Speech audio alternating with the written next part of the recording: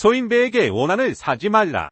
역사가 전하는 경고와 지혜. 동서고금을 막론하고 인간사에는 늘 군자와 소인이라는 대비적 개념이 존재해왔습니다. 흔히 군자라 하면 위와 도를 알고 자신의 기계를 지키는 인물을 떠올리고, 소인이라 하면 간사한 마음으로 이익만을 쫓는 인물을 가리키곤 하지요. 공자는 여자와 소인배는 다루기가 힘들다는 다소 논쟁적 발언을 남겼습니다. 후대에는 여성비하적 요소로 인해 비판받기도 했지만 정치 사회적 맥락에서만 보면 소인배의 속성을 꿰뚫어 본 말이라고도 볼 수 있습니다. 왜냐하면 소인배들은 대체로 교활하고 비열한 수단을 써서 자신을 조금이라도 불편하게 만든 일을 나락으로 빠뜨리려 하기 때문입니다. 역사를 살펴보면 소인배들이 결국 주변의 권력자나 동료들을 공경에 몰아넣고 심지어 생사를 위협하는 일까지 비일비재하게 벌어졌습니다.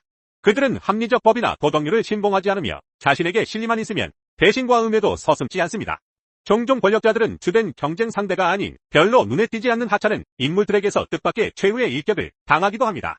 그렇다면 왜 이런 일이 발생하는 걸까요? 그리고 이러한 사례는 오늘날 우리에게 어떤 교훈을 주고 있을까요? 1. 소인배의 주요 특징. 소인배들은 정의나 진리에 대한 믿음이 없습니다. 그렇다고 반대되는 불의나 사설을 굳게 믿는 것도 아닙니다. 그저 오로지 나에게 유리하냐, 불리하냐만 따질 뿐이죠. 그래서 자신에게 젖을 주는 자만이 어머니라는 말이 있을 정도로 그들은 개인적 이득을 우선하며 때마다 편을 갈아치우는 행태를 보입니다. 공자가 군자는 의에 밝고 소인은 이에 밝다고 했듯 소인배는 이득만을 줬습니다. 그들에게 인간관계는 고귀한 유대감이나 의리가 아니라 내 이익을 보장해 줄지 여부로 결정됩니다. 그래서 강자에게는 굴종하고 아부하며 약자를 보면 짓밟거나 이용하려 듭니다. 이익을 주는 상대가 은혜를 베풀었어도 조금만 상황이 바뀌면 배신으로 돌아서기 쉽습니다. 사소한 불이익이라도 생기면 은혜를 원수로 갚고 심지어 거짓 고발이나 날조로 상대를 무너뜨리기도 합니다. 강자에게 굽실거리면서도 약자는 가차없이 멸시하고 짓밟는 태도 역시 이들의 전형적 특징입니다. 왕망이나 진해와 같은 이른바 진정한 간신배들은 권모술수와 정치적 수완을 갖춘 이들이지만 흔한 소인배들은 실제 역량이나 지성은 부족한 경우가 많습니다.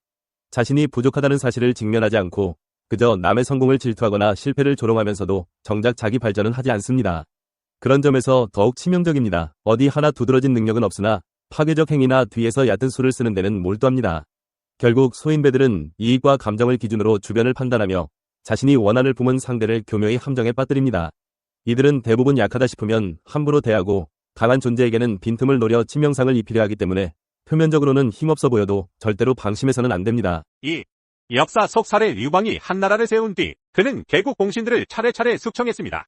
한신, 팽월, 영포 등은 각각 군사적 역량이 탁월했던 명장이었지만 결국 한나라의 공적으로 인정받지 못하고 죽임을 당했습니다.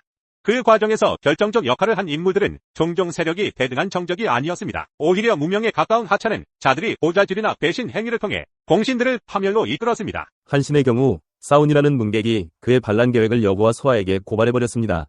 한신이 진위와 내통에 반란을 일으키려 했는데 사운은 본래 한신에게 죄를 지어 처벌 기다리던 처지였습니다. 이 소인배에 내가 죽느니 네가 죽어라 심리가 결정타가 되어 한신은 함정에 빠져 참수당했습니다. 팽월은 병중이라며 군사 출동을 미뤄 유방의 노여움을 샀는데 수와 장수 호첩이 차라리 반란을 꾀하십시오라고 충동질했습니다. 팽월은 이를 따르지 않았으나 호첩이 아닌 다른 태복이 팽월의 배반 조짐을 그대로 고발해버렸습니다. 유방은 팽월을 잡아 죽이고 시체를 젖으로 만들어 신하들에게 나눠줬다는 충격적 이야기가 전해집니다. 영포 역시 애첩 사건으로 분역이란 인물을 의심했고 분역이 그 앙심을 품고 유방에게 달아나 영포의 군사 준비 상황을 폭로했습니다. 결국 영포도 유방에게 패망하고 맙니다. 세 명의 명장 모두 외부의 강력한 정적이 아니라 자신 주변에 이름 없는 인물에게 치명타를 맞았다는 점이 눈에 띕니다. 외부 세력과의 대결은 오히려 대비하지만 사소해 보이는 측근이나 무명 인물이 배신하거나 고발하는 순간 대응이 늦어지기 쉬운 것이지요. 이는 오늘날에도 내부자가 적이 되면 더 무섭다는 말을 떠올리게 합니다. 진 왕조 초기 위관은 사마염의 신임을 받아 높은 지위에서 공정한 정치를 펼쳤으나 술김에 황제의 어제를 두드리며 이 자리가 아깝다고 말한 탓에 태자비가 남풍에게 원한을 샀습니다.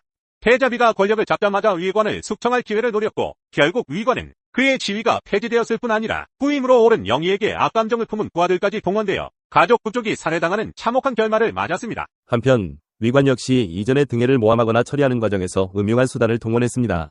등해는 촉한을 정복한 명장이었는데 종회의 모함으로 결국 모반 누명을 썼습니다. 당시 감군으로 있던 위관은 재판조차 제대로 하지 않고 등해를 체포했는데 혹시 등해가 살아남을 경우 자신의 안전이 위협받을까 싶어 전속이라는 사람을 시켜 등해를 사사로이 죽게 만들었습니다. 즉 위관도 이미 남을 앙심 깊게 다루는 태도를 보였던 것이죠. 결국 그런 행적이 돌아와서 본인이 비극을 맞이한 셈입니다. 이 사례들은 인간관계에서 원한을 사면 권세가 영원하지 않은 이상 언젠가 보복을 당할 수 있다는 점을 강력히 보여줍니다. 오늘날 조직이나 회사에서 상사가 부하를 다루는 방식도 마찬가지입니다. 공정과 배려 없이 일방적으로 무시하거나 모욕을 준다면 부하가 결정을 쥐게 되는 순간 무섭게 돌아올 수 있습니다. 삼국지의 명장 장비는 용맹으로 이름 높았지만 부하들을 지나치게 가혹하게 대했습니다. 사소한 잘못을 해도 채찍질을 가하거나 죽음까지 쉽게 내리는 그의 성격은 결국 부하들의 깊은 분노를 샀고 범강장달이 야밤에 술 취한 장비를 살해하는 비극을 초래했습니다. 유비가 너는 술 마시면 쉽게 화를 내고 성질을 못 이겨 사람들을 때리고도 그들을 곁에 두는구나. 두려운 일이다라고 경고했으나 장비는 이를 무시했습니다. 그 결과 자신의 부하에게 허무하게 목숨을 잃은 것이지요. 이 이야기는 단지 나쁜 부하의 배신 사건으로만 볼 것이 아닙니다. 장비 또한 부하 관리에 서툴렀고 자기 감정을 제어하지 못했으며 안일함 속에서 부하를 혹사했습니다. 결국 그들이 품은 원한을 사수한 이들의 음모나 배신으로 치부하다가 목숨을 잃은 것입니다. 3. 소인배를 대하는 지혜. 역사에서 보듯 소인배 혹은 허술해 보이는 하찮은 인물이라 하더라도 그들에게 원한을 사면 치명적인 역습을 당할 수 있습니다. 그렇다면 이들을 어떻게 대해야 할까요? 몇 가지 시사점을 요약해보면 다음과 같습니다. 공명정대하게 대하되 경계를 늦추지 말 것. 소인배가 가장 무섭게 발톱을 드러내는 순간은 자신이 받은 치욕이나 자신에게 남아있는 원한을 해결할 호기가 왔을 때입니다. 때문에 리더나 상사는 부하를 다룰 때 필요한 처벌이 있을지언정 최소한의 예의와 명예를 지켜주는 방식이어야 합니다. 공정성과 적절한 한계를 지키지 않고 제멋대로 권력 남용을 하면 언젠가 자신이 권력을 잃었을 때 혹독한 보복을 받을 수 있습니다. 반드시 문제를 즉시 처리하라. 부하가 잘못을 저질렀을 경우 감정을 누르고 묵혔다가 나중에 갑자기 폭발시키면 억울함과 오해만 쌓입니다.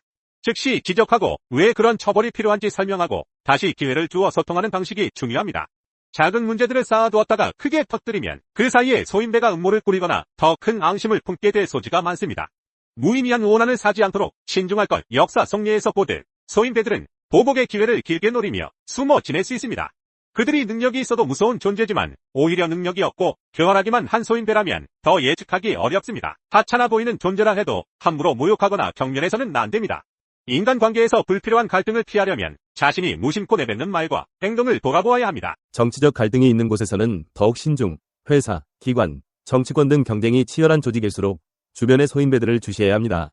그들은 보통 권력자나 고위급에 직접 도전하지 못해도 뒤에서 악의적인 정보 제공이나 중상모략으로 치명타를 입히는 수법을 씁니다. 반대로 자신도 조직 내 갈등 속에서 하찮아 보이는 상대를 무시하다가 예상치 못한 고발이나 역습을 당할 수 있습니다. 4. 현대 사회에서의 소인배 리스크. 오늘날 우리는 옛날처럼 목숨이 오갈 정도의 궁극적 권력 다툼을 벌이진 않더라도 회사나 공동체 내에서 비슷한 패턴을 종종 마주합니다.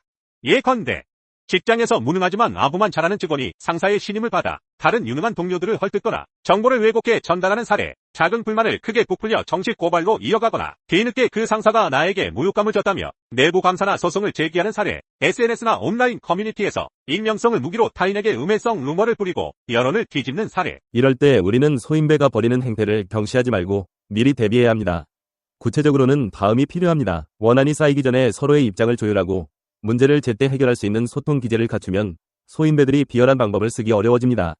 합의사항을 문서화하고 의사결정 과정을 투명하게 남기는 것이 중요합니다. 어디까지가 합의된 범위인지 분명해지면 근거 없는 모함이나 왜곡을 할 공간이 줄어듭니다. 예컨대 팀장, 관리자, CEO 등 리더가 소인배적 성향을 보인다면 조직 전체에 악영향을 끼치게 됩니다. 반대로 리더가 공정하고 포용적인 태도를 유지한다면 사소한 음모나 배신이 활개칠 틈이 줄어듭니다. 또한 리더가 본인 권력으로 부하들을 무리하게 몰아붙이지 않고 칭찬과 질책을 균형 있게 취급하면 원한 관계 형성이 억제됩니다. 아무리 불편한 인물이라도 불필요하게 무욕적 태도를 보이거나 공개적으로 깎아내리는 언행은 금물입니다. 소인배 유형 중엔 오랫동안 적대감을 곱씹다가 결정적인 순간에 발목을 잡는 경우가 많습니다. 비슷한 맥락에서 약자를 과도하게 괴롭히거나 눈에 띄게 차별하면 결국 큰 부메랑으로 돌아올 수 있습니다. 소인배를 두려워하라기보다 자기 언행을 돌아보자. 역사가 전해주는 수많은 사례, 한신, 팽월, 영보의 몰락, 위관과 등의 충돌, 장비의 허망한 죽음 등은 모두 소인배에게 앙심을 사거나 자신이 부하를 다루는 데 실패한 결과입니다. 표면적으로는 작고 하찮은 인물이라 무시했지만 결국 그들이 마지막 비수를 꽂아 크게 피해를 주었다는 공통점을 지니지요. 이런 일들은 한두 번이 아닌 만큼 소인배는 꼭 권력자나 강한 자가 아니라도 충분히 치명적일 수 있다는 사실을 되새기게 해줍니다. 그렇다고 해서 모든 사람을 의심하고 두려워하라는 결론에 이를 필요는 없습니다. 오히려 중요한 것은 자기 책임과 태도입니다. 혹시 내가 부하를 혹독히 다루고 공정함 없이 자기 감정대로 처벌하거나 모욕을 준 것은 아닌지, 혹시 합의도 없이 명령만 내리고 그걸 어겼다고 벌을 가중하지 않았는지 돌아봐야 합니다. 무엇보다도 소인배가 틈탈 여지를 주지 않으려면 평소에 투명하고 공정한 방식으로 조직을 운영하고 누군가를 처벌할 땐 정당한 이유와 절차를 거치는 지혜가 필수입니다. 또한 서열이나 권력이 영원하지 않음을 명심해야 합니다. 오늘은 상관이지만 내일은 권력 지형이 바뀌어 상하관계가 뒤집힐 수 있습니다. 이러한 면에서 소인배에게 원한을 사지 말라는 말은 곧 그 누구와도 불필요한 악연을 만들지 말라는 뜻이기도 합니다. 역사적으로도 적은 외부에만 있는 게 아니라 내부에도 있다고 하지요. 결국 오늘날 직장이나 사회생활에서든 상대가 아무리 하찮게 보여도 함부로 대하거나 모욕하지 않는 성숙한 태도를 지키는 것, 그것이야말로 스스로를 지키는 길임을 역사 속 수많은 사례가 일러주고 있습니다.